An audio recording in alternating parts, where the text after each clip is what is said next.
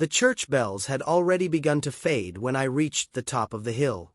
My hands trembled as I clutched the small bouquet. White lilies, Ethan's favorite since he was a boy.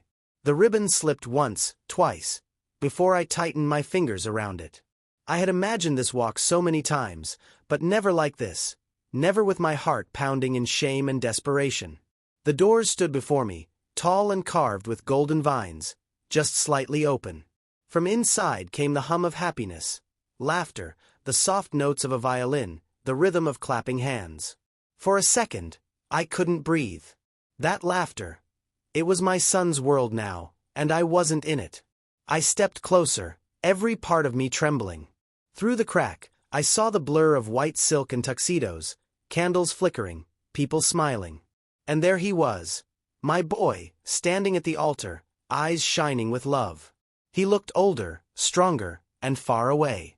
Someone whispered behind me, "Isn't that his mother?" I froze. The words stung more than they should have. I wasn't late because I didn't care.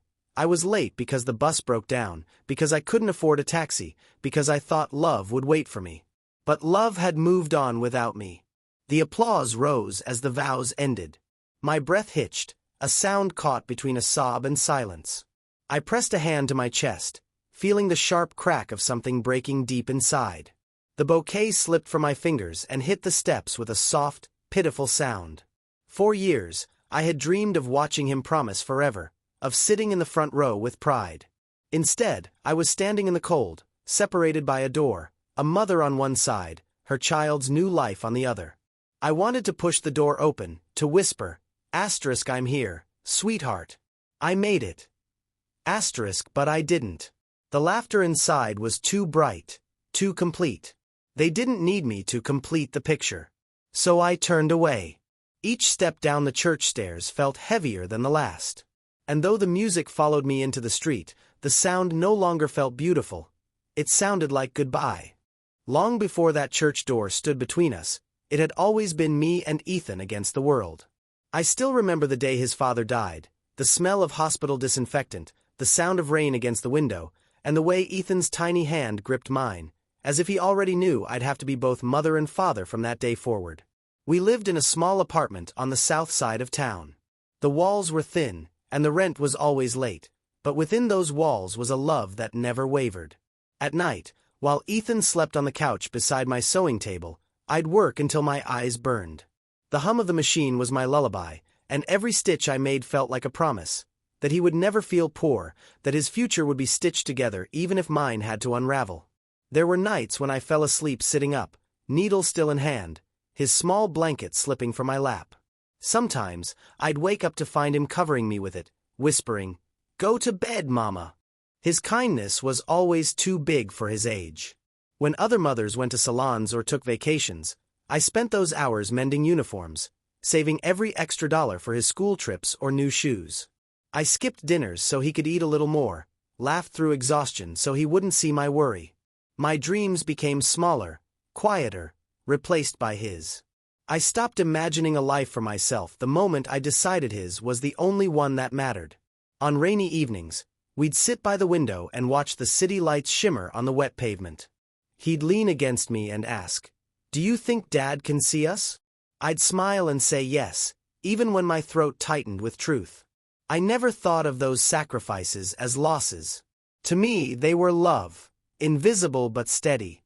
Every hem I sewed, every bill I stretched, every lonely night I endured, it was all for him. And yet, standing outside that church years later, I realized how deeply I had vanished into that role. I wasn't Grace anymore, I was just his mother. And when he no longer needed that, I wasn't sure who I was at all. It arrived on a Tuesday morning, a plain white envelope with gold lettering, tucked among electricity bills and grocery flyers. At first, I thought it was one of those charity mailers or a church announcement. My name was written in a handwriting I didn't recognize.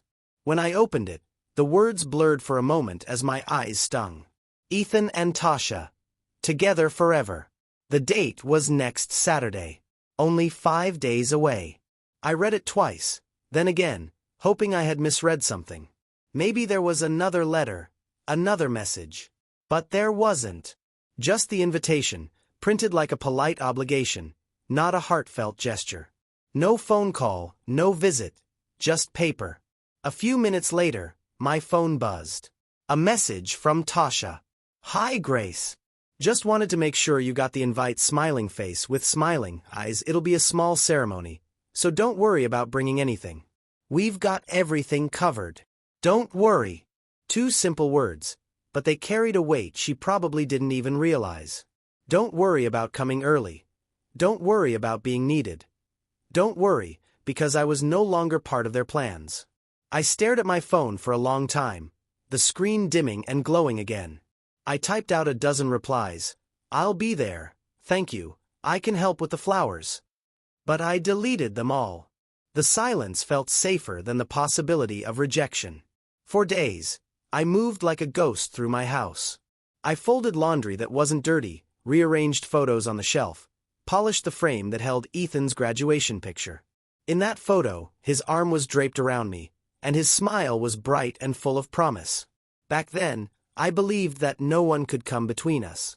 That night, I took the invitation to my sewing table and laid it beside a piece of navy fabric I'd been saving. I traced the gold edges with my finger, imagining the life he was building, a life that didn't seem to have room for me. I whispered his name into the quiet room. "Ethan." It was both a prayer and a question. And though no one answered, the silence said enough. The night after the invitation arrived, I cleared my sewing table and pulled out the soft navy fabric I'd been saving for years. I had bought it when Ethan first got his job, thinking I'd make a dress for his engagement party one day. Life had moved on, but that folded cloth waited quietly in my drawer, untouched, just like a part of my heart. I spread it out under the yellow light of the lamp. The fabric shimmered faintly, like calm water at dusk. As I guided it under the needle, the machine's hum filled the house, steady and familiar. Each stitch whispered a small hope, that maybe when Ethan saw me in this dress, he would smile the way he used to. Maybe he would remember the woman who stayed up sewing his school costumes and prom shirts, the woman who never missed a moment of his growing up. The hours passed without me noticing. Outside, the street light flickered against the window. Inside, the candle beside my machine burned low. I worked carefully, shaping the sleeves, smoothing the hem, adding delicate lace to the neckline. It wasn't just a dress, it was my apology, my love, and my invitation to still belong. When the dress was done, I started on the gift, a set of white cotton sheets, embroidered with silver thread. I chose lilies and doves, symbols of blessing and peace. The fabric felt warm beneath my fingers, and as I stitched, I imagined Tasha opening the box, smiling, perhaps even saying, "Your mother made this." That thought carried me through the night. My back ached, my eyes blurred, but I kept going. Hope, I realized, could be sewn, one careful thread at a time. As dawn began to lighten the curtains, I held the dress against me and looked in the mirror. The woman staring back seemed older, yes, but there was still something soft in her eyes, something unbroken. I folded the sheets neatly, wrapped them in silver paper, and tied them with a ribbon. Then I placed the dress on a hanger and laid both near the door. I didn't know what kind of welcome would be waiting for me, but I wanted to believe that love, even delayed, could still open its doors. The morning of the wedding, I left earlier than I needed to. I wanted to be safe, on time, maybe even early enough to help. The city was waking slowly, sun rising behind a veil of clouds. I clutched my small silver-wrapped gift and the bouquet I'd arranged myself. White lilies, tied with blue ribbon to match my dress. But halfway there, the bus sputtered, groaned, and stopped. The driver cursed under his breath, waving his hands helplessly. I sat frozen in my seat, heart pounding. Minutes turned to an hour, and my calls went unanswered. "It's fine," I whispered to myself. "They'll wait. My son will wait." When another bus finally came, I climbed aboard, pressing the gift to my chest as if holding it tighter would hold time still. The streets blurred past. By the time I reached the small chapel, the bells were already ringing. I hurried up the steps, breathless, my heels clicking against the stone. Through the tall wooden doors came the sound of music, violins and laughter, soft murmurs turning into applause. I froze. They had started. I stood there, hands trembling on the handle, too afraid to open it now. The laughter inside grew louder, echoing off the walls. I could hear Tasha's voice, light and sweet, and then Ethan's, steady, calm, older. The priest's voice followed. "You may now kiss the bride." Applause erupted. My chest tightened. I wanted to be happy for him. I truly did, but the sound of that joy, so full and bright, sliced through the thin fabric of my hope. It was joy that didn't need me anymore. The bouquet slipped from my fingers and hit the steps softly, petals scattering like pieces of my heart. I could see my reflection faintly in the glass of the door, the navy dress, the tired eyes, the forced smile that trembled before it disappeared. For a long moment, I just listened. The clinking of glasses, the faint hum of conversation, the sound of my son's new life beginning, without me. I stepped back slowly, letting the door stay closed. I didn't belong in that happiness. And as I turned away, the laughter followed me into the street, bright, beautiful, and unbearably cruel. When I finally got home, the sun was already sinking, painting the walls in fading orange light. I placed the unopened gift on the kitchen table, the silver paper still smooth, the ribbon still tied perfectly. It looked too pretty to belong to such a broken day. I stood there for a while, unable to sit, unable to move. My shoes pinched, my shoulders ached, and my hands still smelled faintly of lilies. The house was painfully quiet. No laughter, no clinking dishes, no warm voice calling, "Mom, you made it." Just the hum of the refrigerator and the tick of the old clock above the stove. I looked at the empty chair across from mine, the one Ethan used to sit in during breakfast. I could almost see him there, 15 years old, rushing through cereal, asking if I could iron his shirt. I smiled at the memory, then winced as it faded. Time had taken him from that chair long before the wedding ever did. Slowly, I sat down and traced the edge of the gift box. For a moment, I thought about sending it anyway. Maybe he'd open it and feel my love stitched into every thread. But then I remembered Tasha's cheerful text. "Don't worry, we've got everything covered." And I knew this gift, like me, wasn't needed. The tears came softly at first, then harder, until they soaked the sleeve of my dress. I buried my face in my hands and let the silence hold me. The ache was deep, not angry, just hollow, like an echo that refused to fade. When the tears finally stopped, I felt lighter, emptied. The clock ticked past midnight. I stood, washed my face, and looked at my reflection in the kitchen window.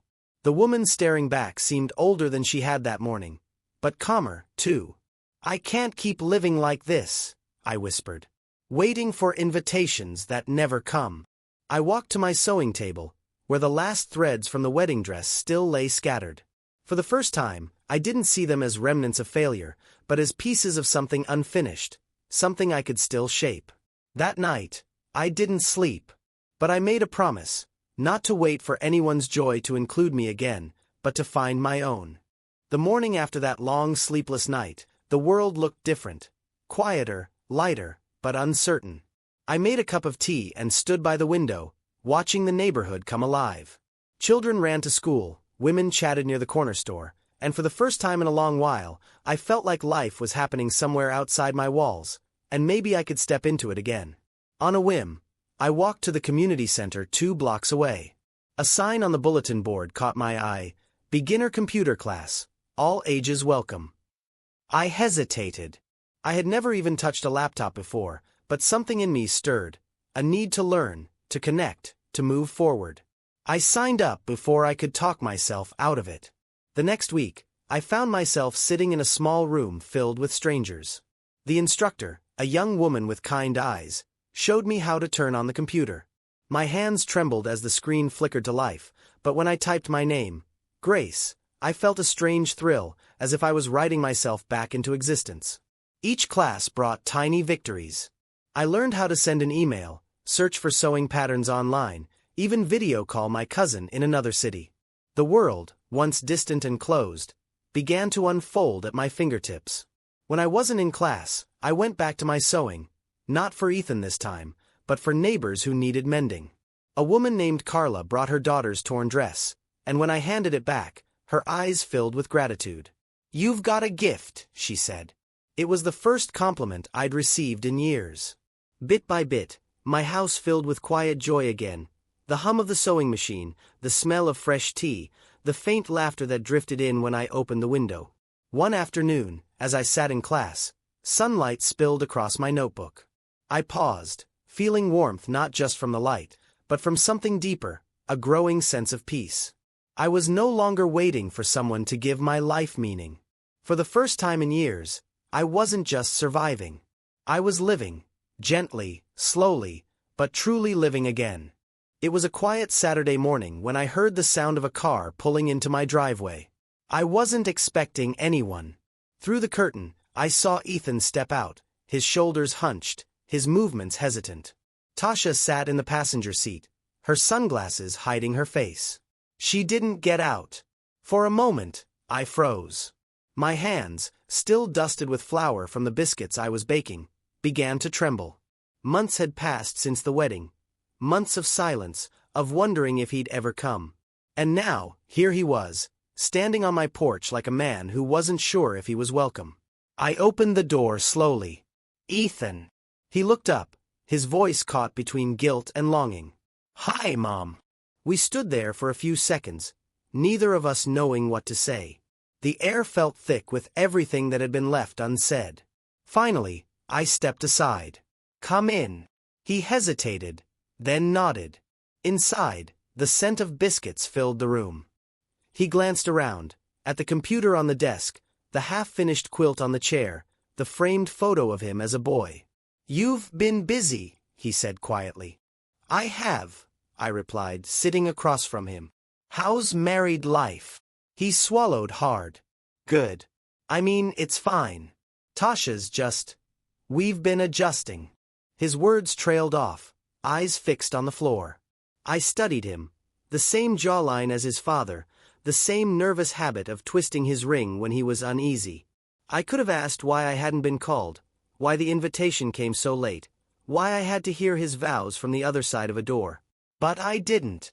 The anger had burned out long ago, leaving something quieter, deeper. "Are you happy, Ethan?" I asked softly. He looked up, startled. "What? Are you happy?" His lips parted, but no words came. For a moment, he looked like that little boy again, the one who once ran to me after scraping his knee, searching for comfort he couldn't find anywhere else. Tears shimmered in his eyes. "I don't know, Mom." I smiled gently, reaching across the table to place my hand over his. "Then find out. That's all I ever wanted for you." Outside, the car engine hummed softly, waiting. Inside, the silence felt strangely healing. That night, after Ethan's visit, the house felt still, but not empty. The air seemed softer, lighter, as if something long frozen had finally begun to melt. I sat by the window, the moonlight spilling across my sewing table, and thought about everything I hadn't said. There were so many years between us now. Years of sacrifice, silence, misunderstanding, and I realized words were the only bridge I had left to offer. So I pulled out a sheet of cream paper from my drawer and began to write. "My dear Ethan, tonight, after you left, I sat here thinking about how life has changed, for both of us. There was a time I thought my world began and ended with you. When you were a boy, I measured my worth by your smiles and your needs. I see now that love like that, though pure, can also be blinding. Asterisk. The pen moved slowly, carefully. Asterisk. When I stood outside your wedding, I thought my heart had broken forever. But in truth, that was the night something else began, the slow return of myself. The woman who sews, who laughs with strangers, who learns new things. I had forgotten her. You helped me find her again, even if you never meant to. Asterisk. A tear slid down my cheek, but it didn't fall from pain. It was the quiet ache of release. Asterisk. Please don't carry guilt for what's past. We both did what we knew. You built a life, and I built my peace. That's all any of us can do. My door will always be open, Ethan. Not because I'm waiting, but because love never really closes. You are my son, always. But I'm also my own person now, and that's something beautiful I learned because of you. Asterisk. I signed it simply, Love, Mom. When I finished, I folded the letter and placed it beside my cup of tea. Steam curled upward, catching the moonlight like a ribbon of silver. For the first time in years, I felt neither sorrow nor longing, just calm. The letter wasn't a plea or a wound reopened. It was a blessing, the quiet kind that asks for nothing in return. And with that, I finally exhaled the years I'd been holding in. Spring came early that year, soft and bright, carrying with it the scent of fresh beginnings. The small community center where I had once learned to use a computer now held my own sewing class every Thursday morning. The room was always full. Young mothers, college girls, even an elderly gentleman who wanted to fix his granddaughter's doll. Laughter filled the air as sunlight spilled through the wide windows, warming the tables scattered with fabric and thread. I moved between my students, adjusting a needle here, guiding a stitch there, my heart full in ways I never expected it could be again. One morning, as I was showing a young woman how to hem a sleeve, the door creaked open. I looked up, and there he was. Ethan. Standing just inside, holding a small bouquet of daisies. Behind him, Tasha smiled nervously, her hands clasped. For a moment, time stood still. Then I smiled. "Come in," I said, my voice steady and kind. They stepped closer, their eyes wandering over the colorful quilts on the wall, the humming machines, the women laughing. I could see it in Ethan's face, the surprise, the quiet pride. This was a part of me he had never known. "Mom," he said softly, "your class looks amazing." "Thank you," I replied. "They're a talented bunch." Tasha approached the nearest table, running her fingers along a patchwork blanket. "You made all these?" she asked. "With a little help," I said, smiling. "It's easier when you stop trying to make everything perfect and just let the fabric find its own way." Ethan met my eyes then, and for the first time in years, there was no guilt, no distance. Just love, simple and honest. After class, my students clapped for a finished project, and the sound filled the room like music. I glanced at Ethan and Tasha, both smiling, both at peace. When everyone left, I stood by the window, sunlight brushing my hands. My life, once small and quiet, now felt wide and alive. I had spent so many years living for others, waiting to be seen. But standing there, surrounded by laughter and light, I knew I had finally seen myself. And she was enough.